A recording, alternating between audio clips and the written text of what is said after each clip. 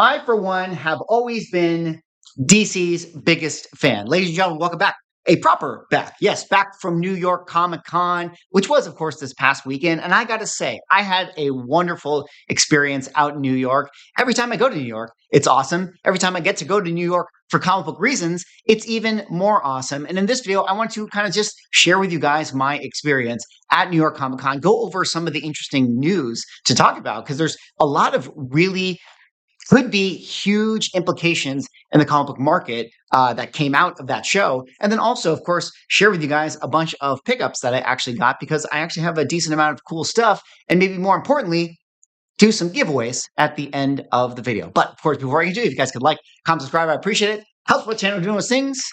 But let us get into it here today. Check this thing that DC put out. I made mention in my vlog walking, talking video that it felt like it was New York DC Con. And I truly want to stand by that, because I really do believe that DC had an incredible showing at New York. I felt like the fanfare was more, centered around DC. I felt like there was more people cosplaying DC, more people celebrating, just the absolute universe and all DC properties. And I just really do feel like they had a much larger impact than that of Marvel. And I like everything that they're doing. I mean, they had these like kind of cool little Daily Planet things. And look at this. They had like a whole newspaper that, kind of showed all the stuff they got going on, Peacemaker and all this. And then even more importantly, as it relates to, what we talk about often here on the YouTube channel, they have this like nifty little panel of, DC comic history, where they show you, the progression of the covers over the years. I thought that was awesome. If you're somebody who's at this Comic Con and you're just kind of picking up this thing, maybe you're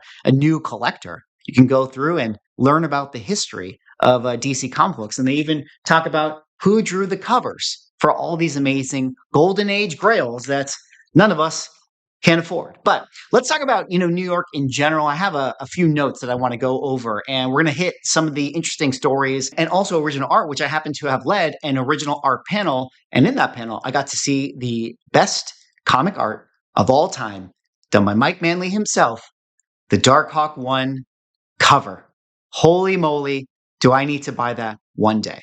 Well, I'm going to have to do a lot more streams with places like Walmart and Shortboxed. I don't know if you guys happen to catch some of my social media posts, but I actually was lucky enough to work with Walmart doing their live stream environment on the New York Comic Con floor. I got to interview people at PSA. I got to interview people at CGC. I got to talk to Stan Sakai and Sweeney Boo, but I also got to talk to Gene from Shortboxed about this particular collaboration. There's your boy right there interviewing them in this picture. And I want to talk about this because I think that this is probably the biggest news as it relates to the vintage comic market. Suffice to say, Shortboxed is teaming up with Walmart to bring all of their listings and to put it on the Walmart retail online space, which I know that maybe is not, the sexiest news, or maybe it doesn't sound all that exciting, but this is incredible. Like, this is a massive, massive turn of events as far as what this could mean for vintage comic books in the future. Because I don't need to tell you how huge of a company Walmart actually is. I mean, they are clearly the biggest retailer in, the nation, if not the entire world. And now that they're going to be hosting collectibles, and specifically that of comic books, on their web store, I mean, you have to wonder how many more sales that could add to the comic book market. I mean, we've been talking about so often how comic books have been sort of in decline, have been softening ever since that of the COVID boom of 2021. And now that they're going to be distributing vintage comic books, I mean, how many more buyers does that add to, comic books in the near future? I feel like comic books just in general is something that a lot of people would be interested in grabbing. A lot of people would be interested in collecting, but they just genuinely don't know where to begin. I mean, if you're not somebody who has a friend who's a comic book collector, and you're not somebody who is, bringing you to a comic book store,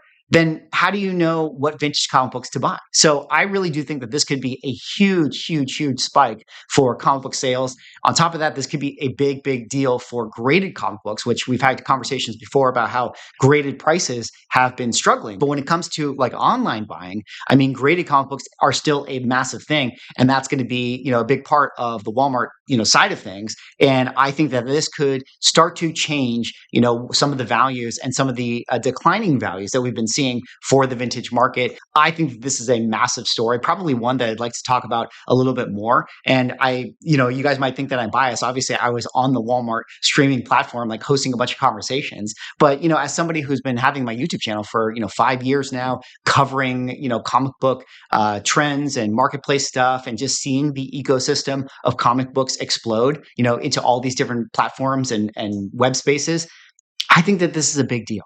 Sports cards, trading cards are already doing a lot of these interesting ideas. And that's why that marketplace is so much bigger than comic books. And comic books has the IP. Spider-Man, Batman, Superman, those things are massive. Probably the biggest story coming out of the vintage side of things that there was at New York Comic Con. Now let's hop forward to the grading side of things. Of course, CGC was there, massively packed booth. I mean, the line for CGC was unreal. I mean, I know we talk about on the channel, guys, that grading is a scam and nobody wants graded comic books anymore. But when you go to these shows, like, you can just see how many people send their books in for grading. Admittedly, a lot of the graded stuff that's going into their doors is the modern market. Are a lot of people buying, the exclusives, the variants, the stuff that is, new at the show, or a lot of people getting signed books or getting remarks, kind of going into this art space, which we're going to talk about original art in a second, and sending it into CGC because they want to have the JSA authentication or the witness.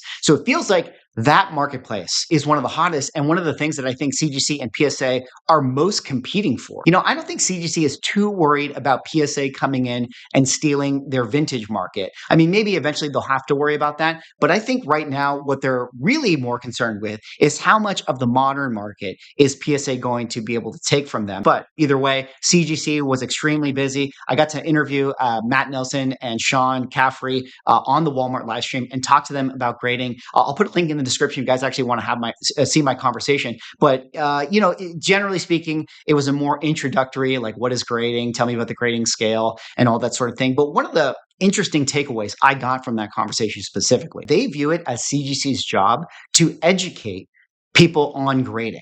I thought that was a really interesting kernel that I took out of my conversation with him, because I think for them, it's about establishing their grading standard as the one in which is, the thing that all collectors should abide by. And I thought that was an interesting thing, because I hadn't really ever heard Matt or Sean talk about it in that sort of way. But I got to talk with CGC, and they gave me their exclusive, that they give at their shows. I guess this is going to be a thing that CGC does in the future. At San Diego, I kind of poked fun about how they had their crypto comic book. But that one, I actually did do a drop-off and got the crypto comic book for free as a promotion for if you drop off books at New York Comic Con, or excuse me, at San Diego Comic Con, they would give you that exclusive. This one in New York, I didn't drop off any books, but they still gave me the exclusive when I did their interview. This is a Peach Momoko cover, Avengers 31. Obviously, they have Kang on it. I thought it was kind of funny because we're at a place where, like, now that Kang is seemingly not going to be involved anymore in the Marvel Cinematic Universe, it kind of feels like you have to wonder if some of these art pieces were done in anticipation of Kang being included at this moment in time. And now they sort of have this art and it's like, it's Kang. And everyone's like, okay.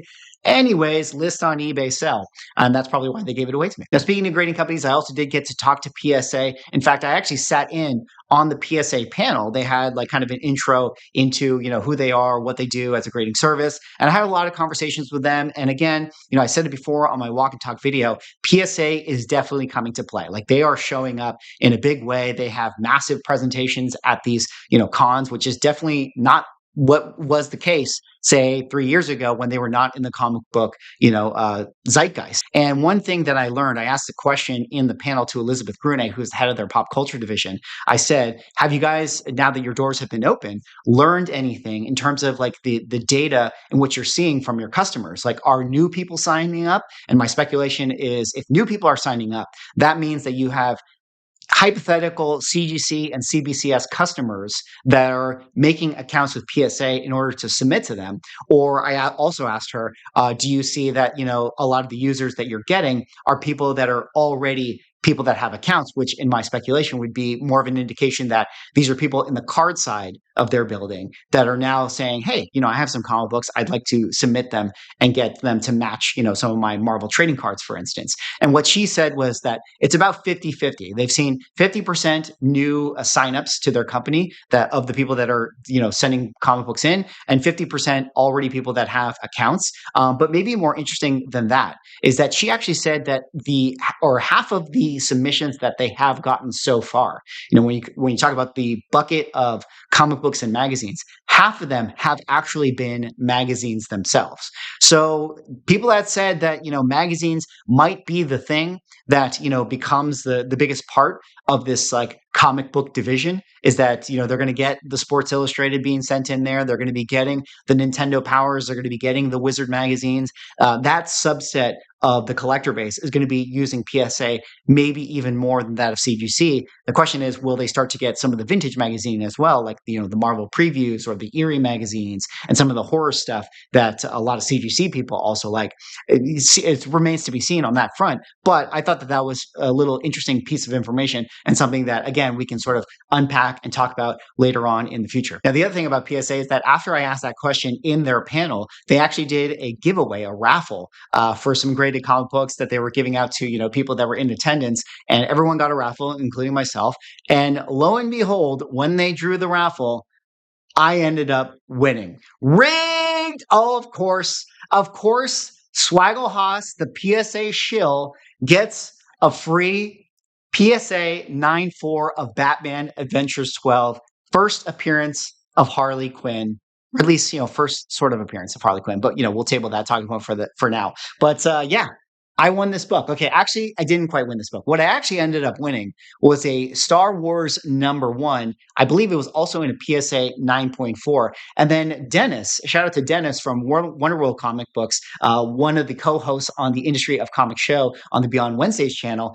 He actually ended up winning this one. And we kind of looked at each other and we both won. We laughed because, it seemed like it was totally rigged. Like, of course, the two guys that have already been able to use PSA ended up winning the raffle. But then I was like, hey, I kind of like your book more. And then he was like, I kind of like your book more. And then we looked up the values. And actually, this one was, I think it was maybe $40 higher FMV, but they were both around $500 of value. And we said, you know what? Let's just trade. And we just swapped it right there. So shout out to Dennis for giving me this Batman Adventures 12. It's actually a book that I've never owned before. But now that I'm a big, massive DC super fan, this is the most important book in my collection. So there you go. Oh, one other thing to mention, PSA actually hosted Scott Snyder, writer of the Absolute Batman universe, at their booth and did a whole signing with them, lines around the corner. So, PSA, again, trying to do the collaborations, trying to do the partnerships, and really making an impact, which again is not what we ever saw with CBCS. So PSA, a legit competitor in the comic book grading space. All right, let's change gears and talk a little bit about original art. At New York Comic Con, I once again hosted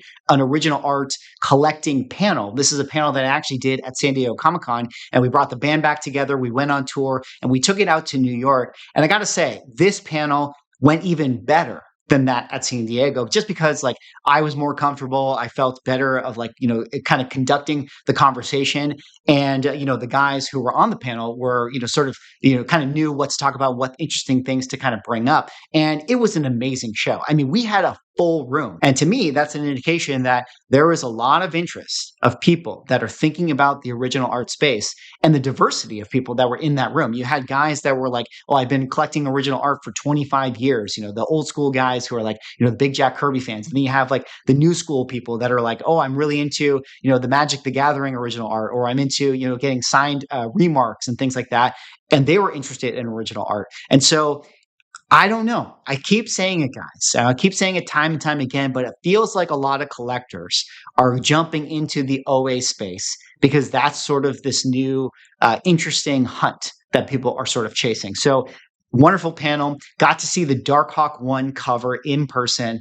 I don't know if Dinesh is actually going to end up watching this video, but we should all start pressuring him to get that original art cover into my back wall. I feel like I got to make a play. It's going to be expensive, though. It's going to be super expensive. But I never saw that cover in person, and it was really, really cool to see it. In fact, we had a lot of original art pieces at this show that were just on display. We had the original art for X-Men 266. We had the Bane original art cover that was there. We had some Magic the Gathering OA as well that came out from the new set, which was really, really cool to see. So always a fun time to be able to host this panel and show people some of these amazing pieces and answer a lot of questions. And we did some giveaways. We gave away, some of these packs at the show as well. Speaking of original art, on my Walmart live stream, I actually had Stan Sakai and Sweeney Boo, and they actually did some live drawing on the stream. And I wanted to show you guys because I'm actually going to do a little bit of a giveaway for these incredible pieces, starting with Stan Sakai. If you guys don't know, Stan Sakai is the creator of Usagi Yojimbo, who is, the samurai rabbit. It's kind of, he created that anthropomorphic universe. This is actually a character that has often jumped into other IPs, most notably Teenage Mutant Ninja Turtles. And he did these kind of live sketches. Check out this piece. One, we got one right there. He did another one that he said New York 2025, and another one that he did right there on the Walmart stream, which was cool to see. And guess what, guys? I'm going to give away all three of these drawings. I also did one of these conversations with Sweeney Boo, and she did some live sketches as well. She did one of Harley Quinn, which I'm actually going to keep this one. Sorry, guys. But she also did another one of Wednesday Addams, and I will give this one away as well. So 4 original art pieces that I'll be giving away at the end of the video, but that's the end of the video. All right.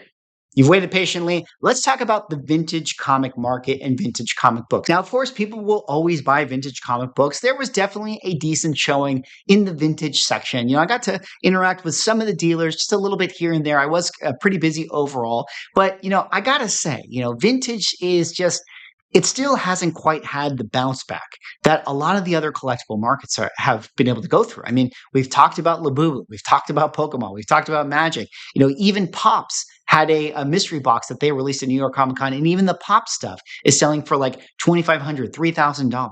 And now even the modern market with all these blind bags that are coming out, you got the Mark Spears Halloween blind bags that are already selling like crazy. You had the Whatnot 25 packs that were selling like crazy. You have all these modern variants that people were buying up at New York Comic Con, but when it came to the vintage market, there's just not the same level of excitement. I mean, don't get me wrong. Vintage dealers, they did great. There's always going to be people that are picking up the books, but what is it going to take for vintage to start to be the thing that is, pulling the biggest crowds at the shows? I don't know. I don't have an answer for that. I mean, maybe it's going to be the Walmart Shortboxed collaboration. That could be a big deal. That could, invite a lot of new collectors into those vintage aisles. But, it just is sort of, it's the same crowd, and it feels like it gets a little bit smaller each time around. But that's not to say that vintage is in trouble. It's just that I think that the vintage experience at cons is just not what people are going for. Let's kind of finish out the video with a few more, last thoughts and takeaways. Courtyard IO, we've made videos about this on the channel before, talking about, Courtyard, what they're doing with sort of the vending machine version of, comic book pack rips and stuff like that. I think that could be something that continues to be massive, for the vintage market. I mean, I think Courtyard and Walmart and these types of things are going to be the things where, if you want to speculate on where vintage can recover, I don't know if it's going to be at the Comic Cons. I think it's going to be on these online marketplaces. But with that said, Courtyard IO was an appearance at the con, and holy moly, that line was massive, massive long, all day, nonstop. People going up, hitting that button. Just trying to win, the lotto with, some kind of pull that they're going to get. And, guys, we got to keep keeping our eyes on this because Courtyard is not going away, and it doesn't seem like they're slowing down. Marvel comic books, they had a bunch of announcements, new X title here, new, Doctor Doom title there. They're definitely leaning into the Doctor Doom thing. They had Marvel Zombies, kind of out and about, but, it really didn't feel like Marvel Comics, and as far as their publishing is concerned, had all that much to talk about. It didn't create a lot of buzz, a lot of fanfare. Of course, they had the release of the Wonder Man trailer. Maybe we'll talk a little bit about that later. That seemed to be doing pretty well for them. But yeah, Marvel Comics, it felt like didn't have as big of a showing as that of DC comic books, which, DC comic books, Absolute Universe, guys, just killing it. Unbelievable. So many people cosplaying it with Absolute Universe. Absolute Universe is a buzz everywhere you go. The KO universe even doing really well. People seem to be excited about that one. Oh, going back to Marvel, I guess they're going to end the Ultimate Universe. That seems kind of surprising. It seemed like that was the one thing that happened to be selling pretty well for them. But yeah, you never really know what's going on with Marvel. Back to DC, Jim Lee had a lot of impassioned speeches. He talked about how DC is going to take a stance. They're not going to use AI for the next, 10 years or something like that. which I think is, very, very admirable. Hopefully he can actually stick to it. I honestly can't imagine that that's going to happen. I feel like, maybe you can do that for 3 years, 4 years, 5 years, but 8 years from now with AI, it's going to be tough. It's going to be tough. I think people are going to be jumping onto AI eventually. All right. Well, that's all for this video. That was me talking about my New York Comic Con experience. I got Magic the Gathering trading cards here. Check this out, guys. I got 3 collector booster boxes. That's pretty cool. Maybe I'll make a unboxing of that. I'm all in on that. All right, you waited long enough. You heard me ramble. Let's give away some original art. Again, this was art pieces that were drawn by Stan Sakai and Sweeney Boo on my Walmart live stream. I got 4 of them. All you got to do is subscribe to the channel, like the video, and then comment down below something about New York. How about that? Something about New York. Maybe entertain me a little bit. I mean, you can put New York in the comment, but also add a little bit of context. What do you guys think about, New York Comic Con, some of the news coming out of it? Did you go to New York Comic Con? What did you guys get at the show? What do you guys think about the vintage market these days? What do you guys think about some of the things that I brought up in our conversation and video here today? Let me know in the comment section down below. Anyways, that's all for this one. That was my experience at New York Comic Con. Such a great time. Highly recommend. Would go again. Anyways, that's all I got. Like, comment, subscribe. Thanks so much for watching. See y'all in the next video.